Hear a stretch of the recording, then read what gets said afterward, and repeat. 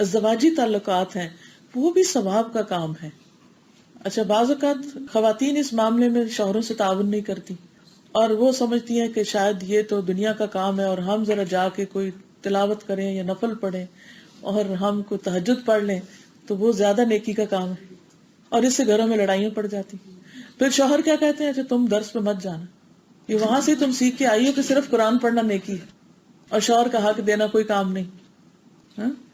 تو اس میں آپ دیکھیے کہ اگر کسی وقت تہجد چھوڑنے بھی پڑے اور شوہر کی بات ماننی پڑے تو اسے خوشی سے ماننا چاہیے، اس میں بھی اجر ہے، یہ بھی صدقہ ہے، یہ بھی نیکی کا کام ہے.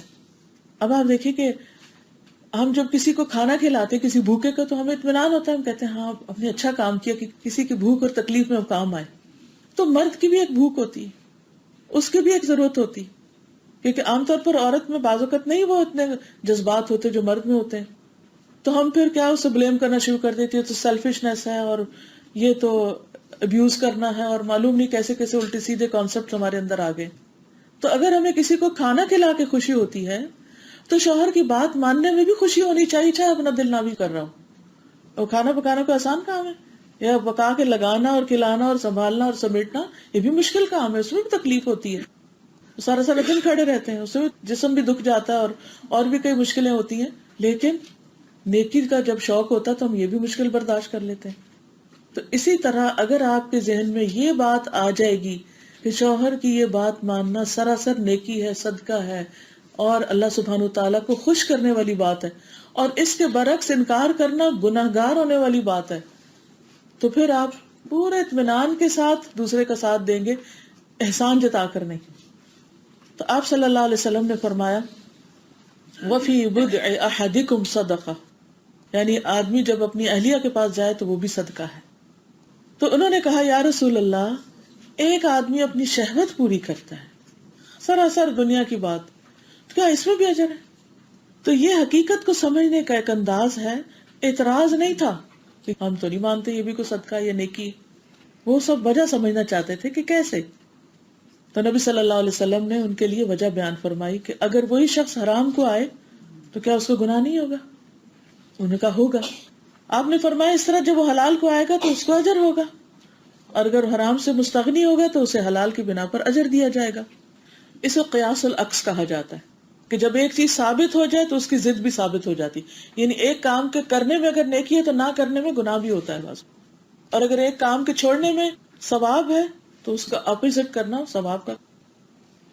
اب جہاں تک خواہشات کا تعلق ہے تو یہ کس نے ڈالی انسان کے اندر؟ یعنی خواہشات صرف بری نہیں ہوتی، اس کے پورا کرنے کا طریقہ برا ہوتا ہے یا موقع درست نہیں ہوتا. ہم عام طور پر خواہشات کو برا سمجھتے ہیں، بس کوئی خواہش کی بات تو کرے، کوئی کہے میری خواہش ہے کہ میں ایسا کروں، کہ خواہش، ہم نے خواہش کے لفظ کو گالی بنا لی کیونکہ منفی لفظ ہے. نہیں، وش یا خواہش ہمیشہ بری نہیں ہوتی، اس کے پورا کرنے کا طریقہ یا کوانٹٹی یا ٹائم وہ صحیح یا غلط ہو سکتا ہے. اگر دل میں کوئی خواہش ہی نہ ہو تو پھر انسان کیا بن جائے؟ جینے کی کوئی امنگ ہی نہیں، روبوٹ. کھا لیتے نہیں کھانا اچھا کوئی نہیں، اس سے تھوڑی زندگی ہوتی ہے. ہاں کھانا ہے، مجھے اچھا لگتا ہے کھانا، نہیں کھانا ہاں مجھے اچھا نہیں لگ رہا، کوئی پسند ناپسند چوائس. اسی طرح شادی کے معاملے میں، اسی طرح گھر کے معاملے میں، اسی طرح بہت سی چیزیں، تعلیم کے معاملے میں، دنیا کے معاملے میں حلال اور جائز خواہشات میں کوئی برائی نہیں ہے. لیکن برائی جب ہوتی ہے جب فرائض چھوڑ کے، حلال حرام کی پرواہ چھوڑ کے صرف خواہش کی تکمیل میں لگ جائے انسان. ٹھیک ہے. اب جہاں تک اس بات کا تعلق ہے جیسے شادی کی خواہش یا شادی کے بعد ازدواجی تعلق کی خواہش مرد میں یا عورت میں، اس کو غیر اہم اور غیر ضروری نہیں قرار دیا جا سکتا یا اس کو برا بھلا نہیں کہا جائے گا. جن لوگوں کے یہاں رہبانیت ہے وہاں اس کو برائی سمجھا جاتا ہے.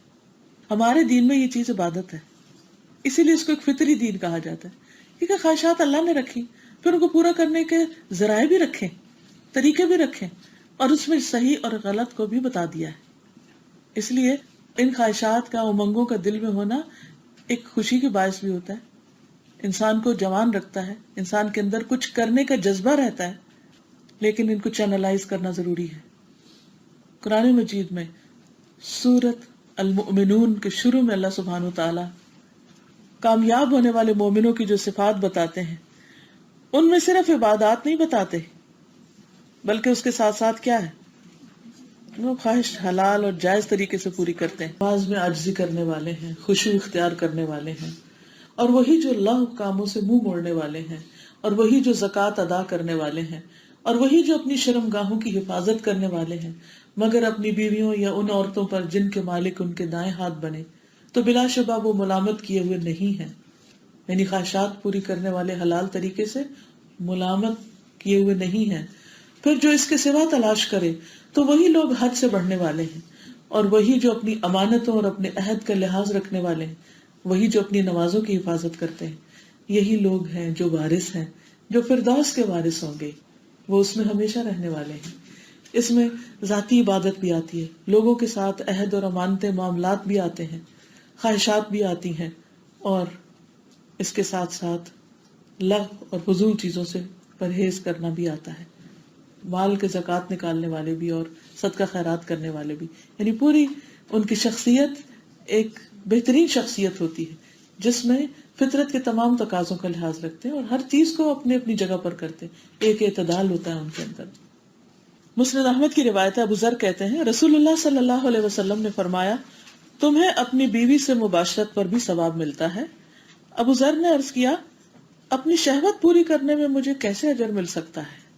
آپ نے فرمایا یہ بتاؤ اگر تمہارے ہاں کوئی لڑکا پیدا ہو، یعنی اس خواہش کے پورا کرنے کے بعد بچہ پیدا ہو، اور تم اس سے خیر کی امید رکھتے ہو لیکن وہ مر جائے تو کیا تم اس پر ثواب کی امید رکھتے ہو؟